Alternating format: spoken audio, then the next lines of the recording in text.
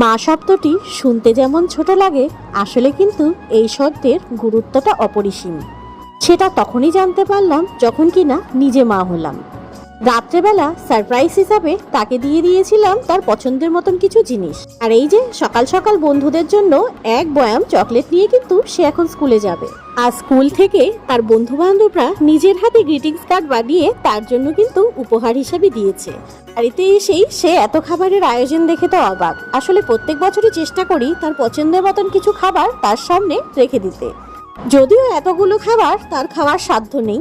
সন্ধেবেলা মেয়ের জন্মদিনের ছোটখাটো একটা আয়োজন করেছিলাম বাড়ির লোকদের নিয়ে। ঘর ডেকোরেশনের জন্য নিজেরাই কিন্তু বেলুনগুলো ফুলিয়ে নিচ্ছিলাম। আর এই যে বার্থডে গার্ল কিন্তু রেডি। এই কেকটা গুড়িয়ার বাবা কিন্তু গুড়িয়ার জন্য নিয়ে এসেছে, আর এই কেকটা নিয়ে এসেছে গুড়িয়ার স্যার। এইবার কিন্তু প্রথম গুড়িয়া দুটো কেক কাটবে। ধান দুব্য দিয়ে এবার কিন্তু ওকে আশীর্বাদ করা হবে। একে একে কিন্তু বাড়ির সবাই মিলে ওকে আশীর্বাদ করে নেবে। গোলাপ আমার মেয়ের কিন্তু ভীষণ পছন্দ, তাই ওর বাবা কিন্তু ওর জন্য গোলাপ নিয়ে এসেছে। এই দেখো ঘরের মধ্যে কিন্তু সবাই উপস্থিত হয়েছে।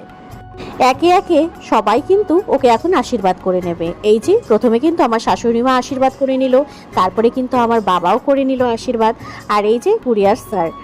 আর এখানে ছিল ওর পিপি এবং পিসন, আর এখানে ওর কাকাই এবং কাম্মা, এবং লাস্টে কিন্তু আমরা দুজনে ওকে আশীর্বাদ করে নিলাম।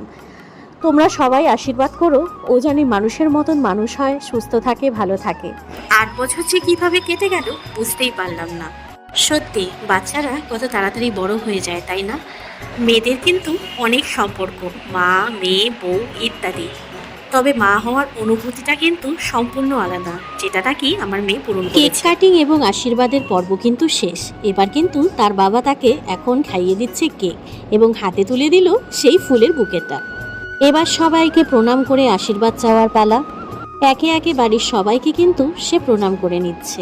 আর এই সময় আমার শ্বশুরমশাই এবং আমার মার কথা কিন্তু ভীষণ মনে পড়ছিল। 2 বছর আগেও কিন্তু গুড়িয়ার জন্মদিনে আমার শ্বশুরমশাই ওকে মন ভরে আশীর্বাদ করেছিল, তাই আজ ভীষণ মনে পড়ছিল বাবার কথা। তো যাই হোক, এখন দেখো সবাইকে কিন্তু খেতে বসিয়ে দিয়েছি, আর সবাই মিলে একসঙ্গে আনন্দে কিন্তু গুড়িয়ার জন্মদিনটা আমরা খুব ভালোভাবেই সেলিব্রেট করলাম। কেমন লাগলো ভিডিওটা অবশ্যই জানিও। টাটা।